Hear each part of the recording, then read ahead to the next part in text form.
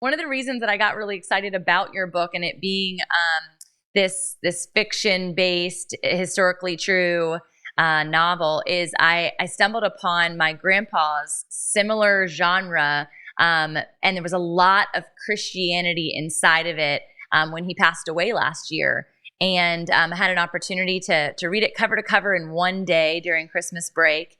And it really gave me this whole new lens on how Christianity and his faith walk kind of unraveled, I'll say, through his life and what some of the final hours were in his life connected to this story. And so I think even having this book for your grandchildren, your great-grandchildren, it's going to be such a treasure to them to have a glimpse at what it was like and what was going on and how it affected you, because it is generational when things like this transpire, that it can affect generations. And I think it's the enemy's tactic, right? Like he is going to weasel his way into some of the most sacred places, which would be church, which would be people's homes and hearts, so that he can destroy our relationship with God.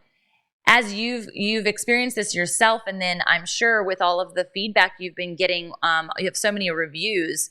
How many people are coming back to you with just gratitude in your exposing what's transpiring? Well, it's kind of interesting.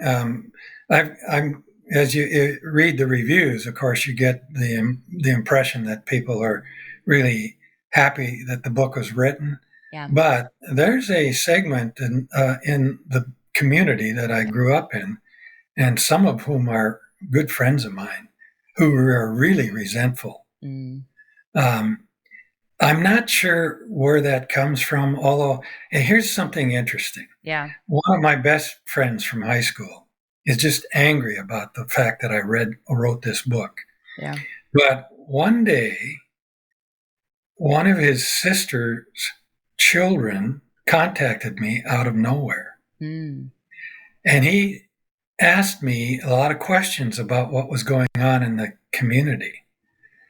And specifically, if I knew anything that had happened within his family, Wow. his mother's family, that might have kind of impacted what's going on in his current situation. And yeah, it was really revealing to me. Sure. And it validated something that I had suspected but never wrote about in the book. Mm. And it was just the fact that it was very likely that his mother had a relationship. Wow. And this is a deeply Catholic Christian family. Sure. That, but we're victims of the priest. Not only the abuse, but the priest worship. Yeah. Because they definitely worship the priest in that family. And we did in my family too. My mother was a strong Catholic. Well, and there's a reason that is instilled. It wasn't even that their fault or lack of knowledge. It was, again, that was a generational past of like, how does this work? Oh, sure. And how do you treat the priest? And I mean, that's from eons before it ever hit America, right? And understanding the historical understanding of the Roman Catholic Church and the Pope and all of those things.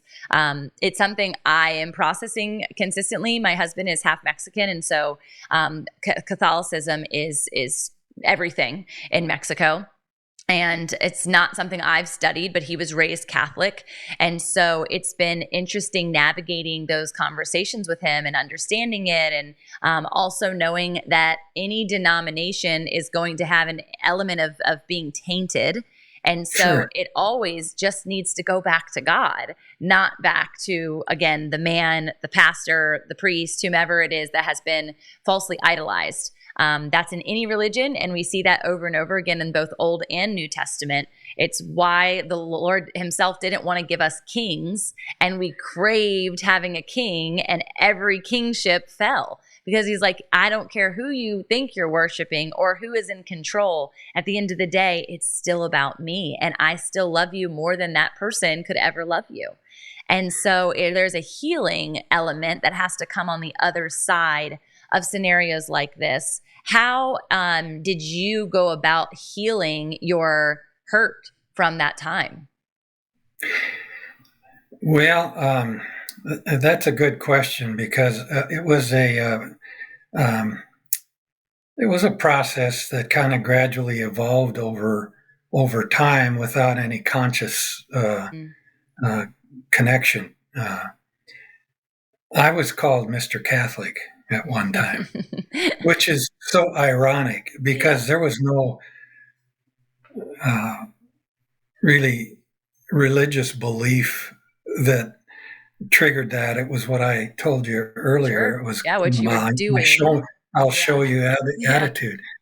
Um, but um, the the thing that really changed me was my introduction to centering prayer, and that happened about 20 years ago. Well, And it what the impact of that is that it really helps you focus on the primary importance of Christianity itself, and that is the manifestation of love.